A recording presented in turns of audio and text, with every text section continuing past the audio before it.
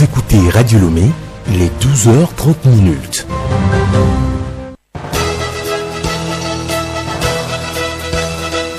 Le journal Yasmine Adoko. Madame, Monsieur, bonjour. Au sommaire de ce journal, ça y est, les listes électorales sont affichées dans les centres de recensement et de vote. Il s'agit pour tout citoyen de les vérifier et d'adresser des recours en cas d'irrégularité constatée.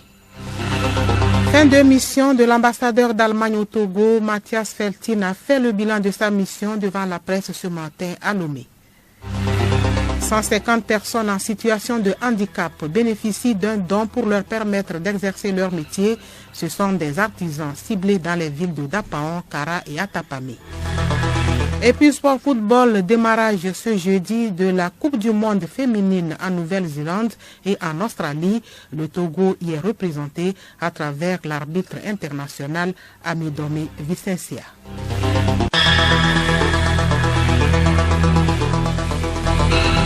radiolomé.tg. Bienvenue à tous. D'abord, cette affaire d'appel d'offres international du ministère des Travaux publics, le comité de règlement des différends de l'autorité de régulation de commandes publiques a sanctionné pour 3 ans deux groupements d'entreprises sur les faits de déclaration mensongère. Retour sur cette décision prise le 29 novembre 2021 avec Hélène Assabi.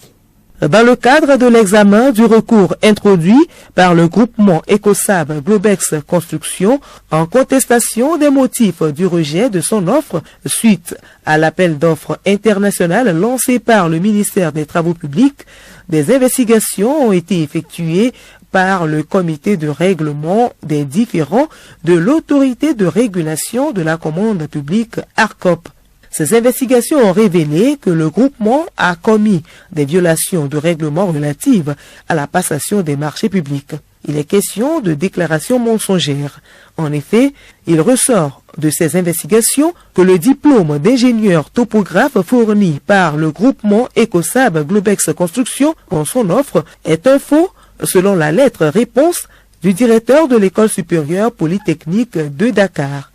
Les lettres réponses du directeur de l'école nationale d'ingénieurs Abderham Baba Touré et celui des transports routiers ferroviaires du Togo démontrent également que le diplôme d'ingénieur topographe et les certificats d'immatriculation fournis par le groupement NECBAPS Oter dans son offre sont tous contrefaits. Par conséquent, le comité de règlement des différends de l'ARCOP a ordonné l'exclusion de ces sociétés ainsi que leurs dirigeants sociaux de droit et de fait pour une durée de 3 ans. Merci Hélène Assabi, je le disais en titre. La Commission électorale nationale indépendante CENI a affiché les listes électorales dans divers centres de vote. Les citoyens commencent à vérifier leur nom sur ces listes. Radio Lomé a fait un tour dans quelques centres de Grand Lomé. Le constat a été fait par Raoul Tetounyake.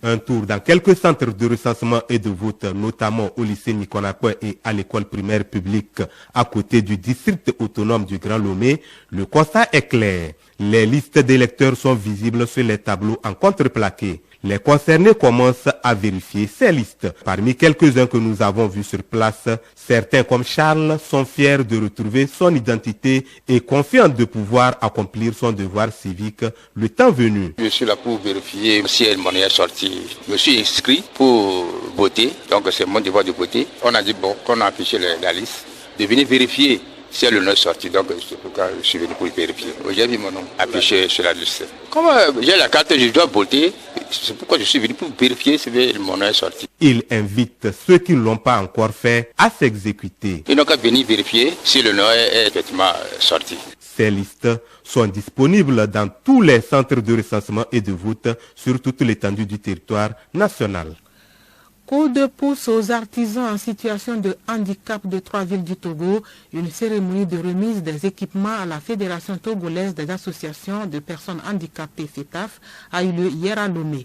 Le don s'inscrit dans le projet d'atténuation de l'impact économique de la Covid-19 sur les jeunes handicapés. Laure Ngani, Charlotte Ahar. Ciblées dans les zones d'Atakpamé, de Kara et de Dapaon, 150 personnes handicapées sont bénéficiaires du projet.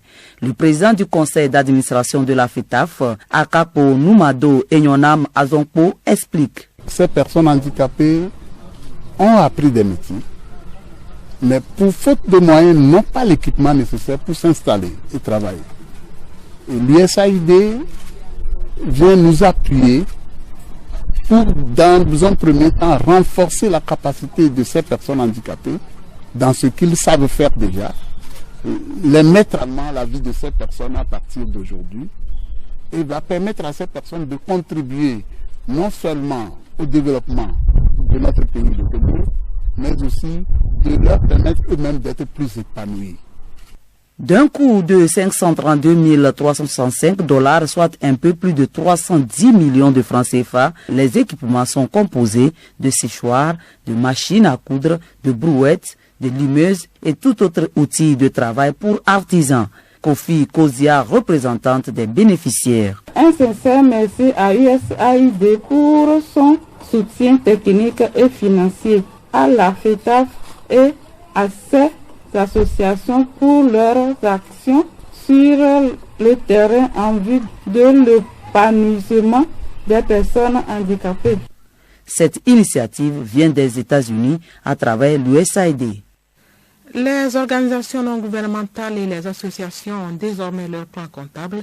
Il s'agit du système comptable des intérêts à but non lucratif. Il prend effet à partir du 1er janvier prochain. Pour la maîtrise de son application, des experts comptables sont en formation depuis mardi à Lomé. Compte rendu, Léontine Atogima.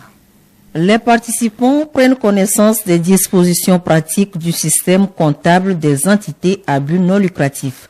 Il concerne en particulier les ONG et associations. Joël Maboudou, formateur. Ce système comptable comporte deux composantes. Il y a le droit comptable relatif aux entités à but non lucratif et en dehors du droit comptable, ils ont un plan comptable qui va dicter comment ils doivent dorénavant tenir la comptabilité. Alors nous allons parcourir tout le référentiel. D'abord les opérations qui sont spécifiques à ces entités à but non lucratif qu'on peut diviser en deux grandes catégories. Il y a les associations et les autres professionnels, mais également les projets de développement. Mais aussi on va leur montrer comment faut-il présenter les états financiers, qui est le document final de tout comptable. Ce nouvel outil est spécifique à ces entités à but non lucratif, contrairement au Sisquada jusqu'ici utilisé. Madame Fafavi Noubouko Agoudio, présidente de l'ONECA Togo. Avant, ils n'avaient pas un plan comptable spécifique pour les entités à but non lucratif. Ils étaient obligés d'utiliser le plan comptable général. Maintenant, avec ce plan comptable, ils ont quelque chose qui est spécifique à leurs activités. Donc ça va améliorer du coup la gestion et la vision globale de leurs activités. Cette formation est une initiative de ONECA, Ordre national des experts comptables et des comptables agréés du Togo. L'ambassadeur d'Allemagne au Togo, Matthias Feltin, est en fin de mission. Pendant 4 ans, Feltin a mené plusieurs activités dans des domaines comme la décentralisation, la lutte contre la pandémie de Covid-19 et la promotion de l'emploi des jeunes. Avant son départ du Togo ce jeudi, l'ambassadeur d'Allemagne a présenté son bilan à la presse. Matthias Feltin relève quelques points essentiels au micro de Raoul Tetounyaki. Les éléments marquants de mon séjour de 4 ans ici, c'est d'un côté les défis comme la pandémie qui a un peu restreint la vie, mais aussi les conséquences de la situation internationale, y compris la guerre de la Russie contre l'Ukraine. De l'autre côté, on a vu beaucoup de progrès dans la coopération, dans les relations bilatérales.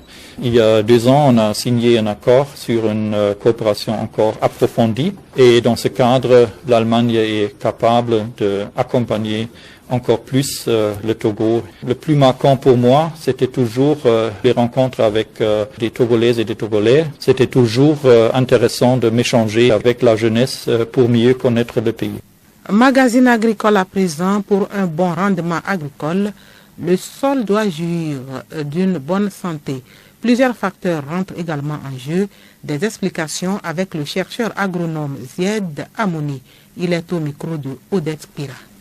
Si on est dans les parcelles, il y a du sorgho, du maïs. Si on a une variété qui a un potentiel de production 2 tonnes, par la suite, peu n'importe le facteur de production, tu peux faire l'irrigation, acheter du fertilisant, contrôler contre les pestes et les maladies des plantes, vous n'avez jamais dépassé les 2 tonnes. Donc maintenant, si vous avez un génotype avec 5 tonnes, si vous apportez des nutriments, des facteurs, tu peux atteindre les 2 tonnes. Donc le premier facteur, c'est génétique. Par la suite, c'est le facteur nutritionnel. Nutritionnel, c'est-à-dire comme tous les êtres vivants. Ils ne peuvent pas grandir et donner de production sans avoir suffisamment de nutriments et de l'eau. Ça, c'est pour tout le monde est clair. Troisième, c'est l'habitat. L'habitat, là, on même doit mettre notre génotype. Variété, par exemple, ici, cette parcelle. C'est un animal dans un hangar, si même nos enfants, si on met dans un bon maison et qu'il n'y a pas d'humidité, bien aéré, ils vont sentir bien. Il va grandir mieux. Si on a tout ça, les 3 premiers facteurs, on a du bon facteur génétique, on a du bon sol, du bon habitat pour l'animal ou pour nous, les êtres humains, mais on est malade. Donc, on peut rien atteindre. Avoir ces 4 facteurs,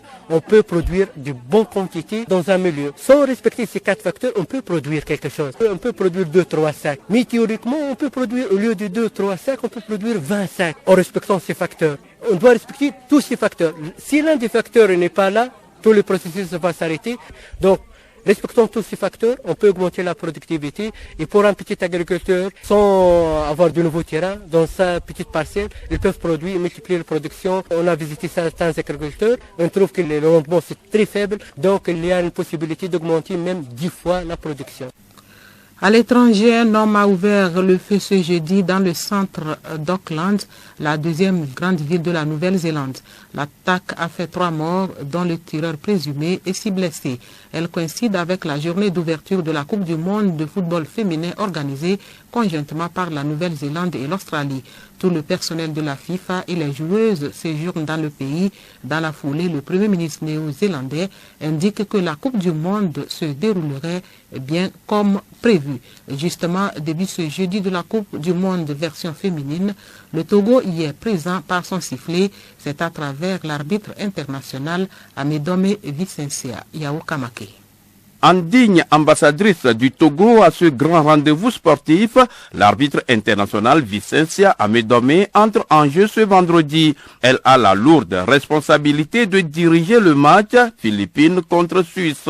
Vicencia a pour assistante la Camerounaise Karine Fomo et la Malienne Fanta Kone, avec pour 4e officielle la Canadienne Myriam Makot. Cette 9e Coupe du monde féminine se joue avec 32 équipes réparties en 8 groupes de 4 chacun pour 64 matchs en tout pour le tournoi. Coupe d'Afrique des Nations Cannes 2023, c'est en février prochain en Côte d'Ivoire. Les autorités du pays hôte s'activent pour la réussite de cette grande messe du foot africain. C'est dans ce sens que la première dame ivoirienne, Dominique Ouattara, a reçu en audience ce mardi le comité d'organisation de la compétition. Conduit par son président, le ministre François Albert Anichia, le comité est allé recueillir des conseils avisés et des recommandations. Retour au pays, championnat national du football féminin, les équipes de la poule A ont joué ce mercredi pour le compte de la 3e journée. Biliva et Ahi FC font jeu égal, 0 but partout. US Amou l'emporte 2-0 devant Tempête FC. Et puis, Amis du Monde, sans pitié, atomise Wina Girls 9 buts à 0. Les matchs de la poule B pour le compte de cette 3e journée se disputent samedi et dimanche. C'est la fin de ce journal dont voici le rappel des titres. Les listes électorales sont affichées dans les centres de recensement et de vote. Il s'agit pour tout citoyen de les vérifier et d'adresser des recours en cas d'irrégularité constatée. Fin de mission de l'ambassadeur d'Allemagne au Togo, Matthias Feltin, a fait le bilan de sa mission devant la presse ce matin à Lomé. Et puis 150 personnes en situation de handicap bénéficient d'un don pour leur permettre d'exercer leur métier. Ce sont des artisans ciblés dans les villes de Dapaon, Kara et Atapame. Merci d'avoir suivi le journal.